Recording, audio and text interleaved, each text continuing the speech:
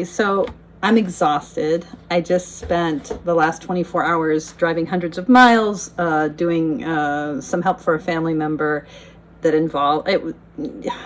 It's all good. It's all good, but there was a lot. There was a lot of pieces to it, and I came home, got home safely. The dogs were joyously, wondrously happy to see me, which is always lovely. My husband's out of town, so it's just me, the house, the dogs, who are being taken care of by a friend. And I just collapsed on the couch. And I get this text, and it's DHL, the delivery company, bringing me some mail love from Fnac. Now, this is crazy. You know, Fnac is like, you know, it's like become kind of like this, a French Amazon, right? The store, not the river. And it's my go-to place, my go-to online place to get French tarot decks, or decks that are easily found in a French market, but not in an American one. Or if I can get them online here in America, they're more expensive. So it's absurd. I ordered this like I am thinking less than a week ago, and for like $12, it's delivered to my home instantly. Now, this is not the way it should be. It should not be this cheap and this easy to get things across the globe. Like, this is the problem. This is, you know, not good for the environment. So I own that. And at the same time, I feel very, very grateful that this deck is now in my hands. So my French is not so awesome, but it's certainly not fluent. But I believe the artist name that would be pronounced Rouxalis. And this is the tarot Ramures Etranges, so the tarot of strange antlers. It's a tarot, you know, that's about the forest and mystery, and it's a mass market deck put out by, what's the name of the Edition Vega? Anyway, the artist Rouxalis. I know almost nothing about this deck, and I know nothing about this artist, but I saw it mentioned online in a Facebook posting, I think, and then I looked for some videos of the deck, and my French is just good enough to let me watch those videos, and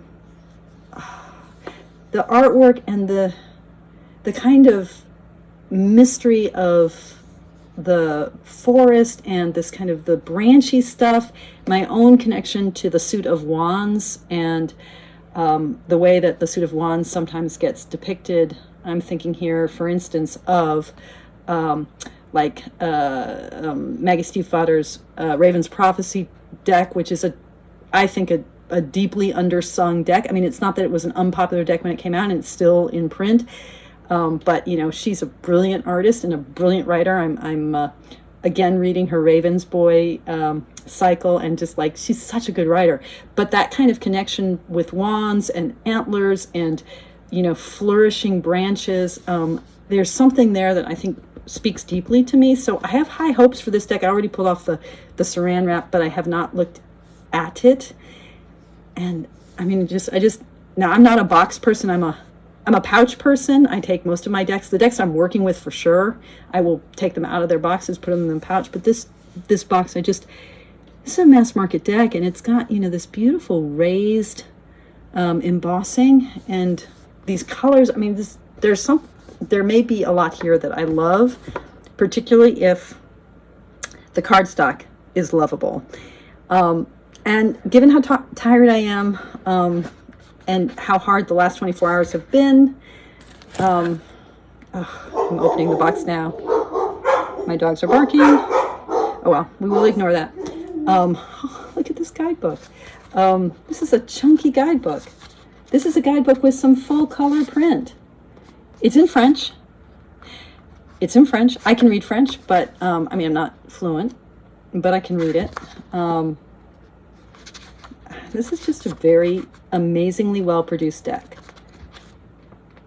It's giving you a sense of the artwork. Oh, and here are the cards. Okay, so I'm going to go through this deck. Okay, yeah, some nice matte cards. Going to take the belly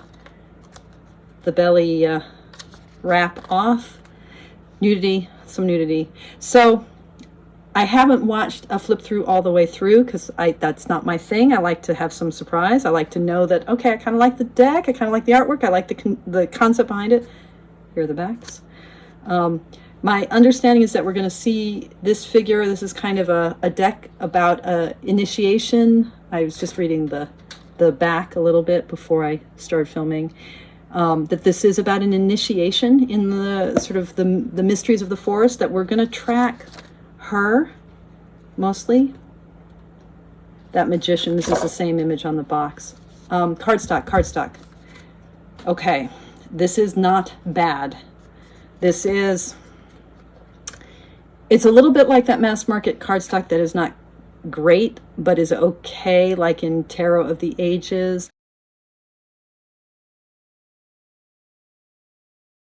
That very cardboardy cardstock, which is just on the edge of acceptable, but it's a little more springy. I think it might shuffle okay. Oh my God. Yeah, I mean these branches. Oh, the Empress. So all these female figures, or little non-binary. Oh, but she, with that Ankh. Yeah. And check this out for the Hierophant.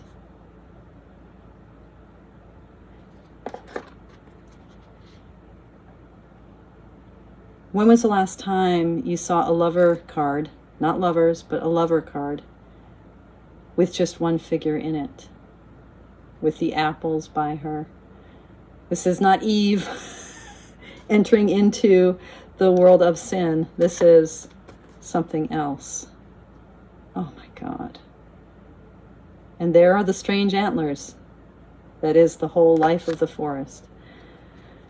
So I can tell this is going to be a deck that is going to reward an intuitive relationship with the cards, and also strong comparison of the cards with what we know from Waite Smith and Marseille traditions. Wow. For the Hanged Man, the Hanged One. What it means to see, what it means to live, to flourish. Yeah, oh wow, look at this. So Temperance.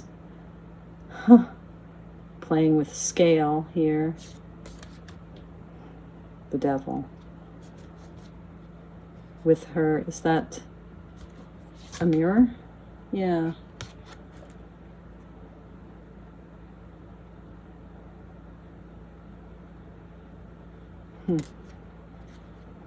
I'm not going to say a lot here. So this tower, a lot like that tradition of, you know, the sort of the striking, the blasted oak, the sort of sense of going all the way back to some of the earliest decks, like the, I believe the Jacques Vieilleville.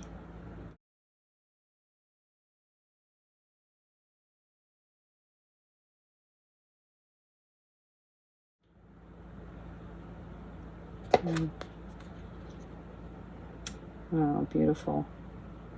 A little moon action in the star card. Now, okay. Wow, these two together. This is, you know, although these are all female figures, this deck feels really balanced. Judgment, a real awakening, and the world. You know, I've been working a lot, some of you know this, I've been working a lot with a 2-card spread that I call Roots and Canopy. This deck is all about that, you know. How do we have roots? How do we branch out? How does our energy go down into the ground, into the rich earth, and how do we open up toward the heavens? Above. So an extra card. And below. Yeah, I mean, this is, you know, here it is. Roots and canopies. Above and below. En haut, en bas. What is that? I can't read it back. Oh, it's Ace of... You know, My French is not so good that I can read because it's backwards for me and as I'm filming this, and it's in little script, but this is the Ace of Swords. So we're getting all the aces here. The Ace of Wands, the Ace of Cups. Oh, this is amazing. What a deck! Okay, so we're going through the cards, twos. It's giving us all of the cards in sequence. Oh, look at this Two of Pentacles,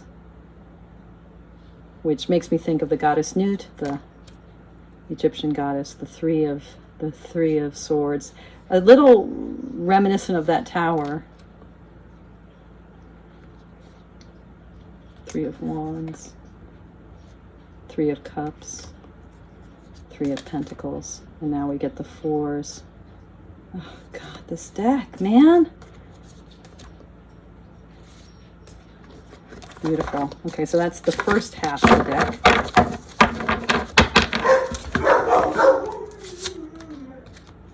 And the five. Here we're into the fives. Oh wow, look at that Five of Wands. So, you know, a card that's about the striving and competition here in relation to whatever this nature, whatever this branching, flourishing universe is about. Oh. And whatever it is to be abandoned and alone, holding ourselves in that sense of impoverishment. And now the Six of Swords. So you've got this solitary figure, right? The story of her in her relationship to this branching universe, right? What is she learning? Whoops. What is the journey that she's on? This is, I'm not sure I love this card. A little Red Riding Hood imagery. I mean, for the Seven of Swords. I really want to look at this deck in connection to the Raven's Prophecy deck. It artistically, it's not at all like it, but there's something similar that's happening here. Something about nature and the forest. The forest figures so prominently in Maggie Stiefvater's imaginative universe that she embodies in that deck. The Eight of Pentacles. Wow. Oh, that's a good Nine of Swords card. But you know, some of these cards are more literally connected to Waite-Smith imagery. Some of them are more distant. I feel like, you know, here we have Red Riding Hood again. I don't know that the Seven of Swords was really referencing that. I'll have to look at the guidebook when I can take time to work through the French. Of course, with Google Translate, yes, you can just take photographs and have it translate for you, but it's not the same if you have some of the language, even if your language isn't great, to just work through it, to feel the words, to see the shapes of the words. I love having decks that have the foreign language on the deck. I'm never anyone who minds the Lo Scarabeo 6 languages. I love it because the words are themselves like numbers. They are themselves sigils. They're alive, right? And in this deck, that font really makes us feel how the words are alive. They're like branches themselves. I love that Ten of Cups, man. Yeah. Okay, that's a deck. That's a card that leaves me a little bit cold. Wow. And now we're getting the Courts.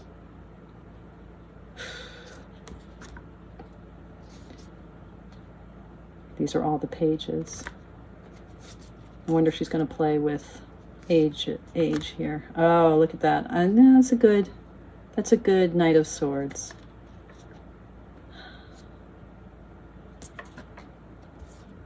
Definitely the elements are alive here. Wow, look at that Queen of Swords. You know, the sort of, I mean, definitely the elements and the seasons, right? Oh, look at the Queen of Cups. And now,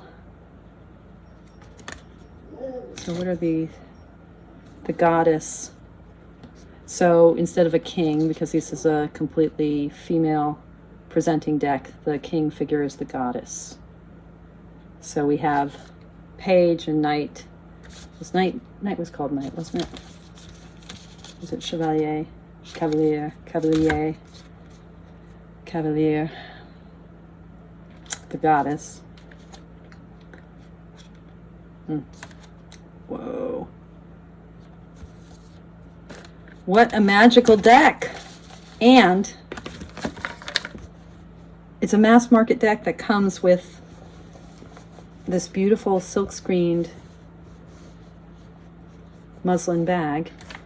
And it says, you will find in this tarot the response to your questions, but also forests, oceans, ways, and stars. Okay. So let's see. Let's try a shuffle. Let's try a shuffle, shall we? Okay, it's a little chunky and quite stiff. So when I get a deck like this that's chunky and stiff, and I'm sort of wondering if the cardstock is going to be amenable to shuffling, I split the deck in half and I shuffle it 1/4. Okay, passable riffle shuffle. That's definitely, the cardstock is stiff and more cardboardy than would be my ideal, but it has a good spring to it. It has a good spring to it. So I would give this cardstock an SD thumbs up, and I would give the imagery and the presentation and the conception an SD 2 thumbs up. I don't even know what I'm saying. I'm so tired, guys. Yeah. So it's a big chunky deck. Yeah. But it has spring and heart and magic. Tarot à Ramures, Etranges. Forgive me for my attempt to speak French and to butcher it anyway. Let's do a little bit of more shuffling, and we're going to pull a card. We want to invite this deck, this brand new deck, into my life, and to ask it, what should I know? What should I know from you? What are you bringing to me?